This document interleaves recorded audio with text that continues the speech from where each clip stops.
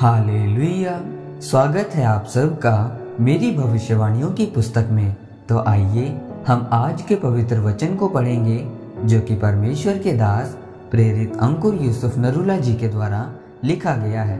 मसीह में जख्मी होना, जैसा कि यूहन्ना की पुस्तक अध्याय 20 उसकी 25 आयत में लिखा है।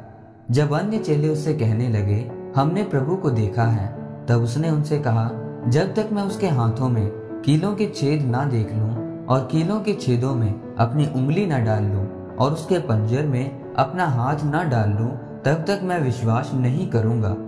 मेरे प्रियो, बहुत से लोग कहते हैं कि समय पर अपने आप सब कुछ ठीक हो जाएगा। यह इस सदी का सबसे बड़ा झूठ है। आपको खुद मेहनत करनी पड़ती है और अपने जीवन को सही बनाना पड़ता है।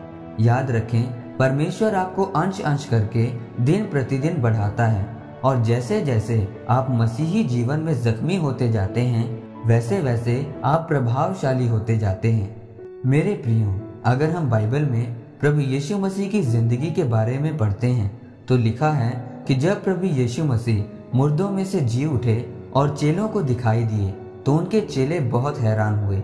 लेकिन वहां पर उनका एक चेला थोमा नहीं था और उस चेले को प्रभु यीशु मसीह के जी उठने का तब तक विश्वास नहीं हुआ जब तक उसने प्रभु यीशु मसीह के जख्मों पर खुद उंगली डालकर नहीं देखा।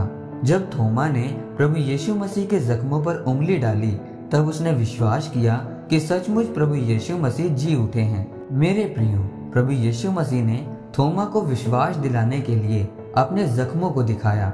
उसी तरह आप मसीह में प्रभावशाली और अगले स्तर पर तब जाते हैं जब आप मसीह में जख्मी होते हैं।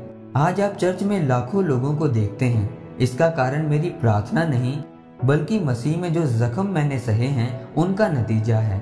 याद रखें, आपकी महानता आपकी प्रार्थना से नहीं बल्कि आपके जख्मों से जानी जाती है। प्रभु यीशु मसीह की महानता और महिमा उनके जख्मों के द्वारा प्रकट हुई। अगले स्तर पर जाने के लिए आपको जख्मों से होकर गुजरना पड़ेगा। लेकिन आज बहुत सारे लोग नहीं चाहते कि हम उन जख्मों से गुजरें। आप चाहते हैं कि मेरा वीजा लगे। आपका वीजा तो नहीं लगा, उल्टा आप बीमार हो गए और आपका विश्वास हिल गया कि मैं तो लोगों से बोल के बैठा हूँ कि अभी मेरा वीजा लगेगा। फिर परमेश्वर देखेंगे कि आप क्या सोचते हैं और अपने मुंह से क्या बोलते हैं। और अगर आप तब भी परमेश्वर के वचनों के पीछे चलेंगे तो फिर आपको अगले स्तर पर जाने से कोई नहीं रोक सकता। मेरे प्रियो, आज जो परमेश्वर के बड़े बड़े दास हैं, वह अपने प्रचार से नहीं बल्कि अपने जख्मों से और अपने दुखों से जाने जाते हैं जिनसे वो निकले हैं।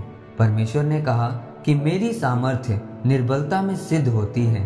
अगर आप इन जख्मों से निकलेंगे तो एक दिन आपको इन जख्मों पर घमंड होगा। इसीलिए मेरे प्रियो, अपने जख्मों से ना घबराएं, क्योंकि इनसे निकलकर आप परमेश्वर की महिमा को लोगों के ऊपर दिखाने पाएंगे, अपने परिवार के ऊपर दिखाने पाएंगे। आमीन। आइए इस अंगीकार को आप मेरे साथ एक मन होकर करें। सर्वशक्तिमान परमेश्वर, इस वचन के लिए मैं आपका धन्यवाद करता हूँ। परमेश्वर, मैं अंगीकार करता हूँ कि मैं अपने दुखों और जख्मों पर घमंड करूँगा और अपने जीवन के हर परिस्थिति में आपके वचनों पर चलूँगा। प्रभु यीशु मसीह के नाम में, आमीन। परमेश्वर आप सबको आज के वचन के ऊपर मनन करने के द्वारा आशीषित करे। आमीन।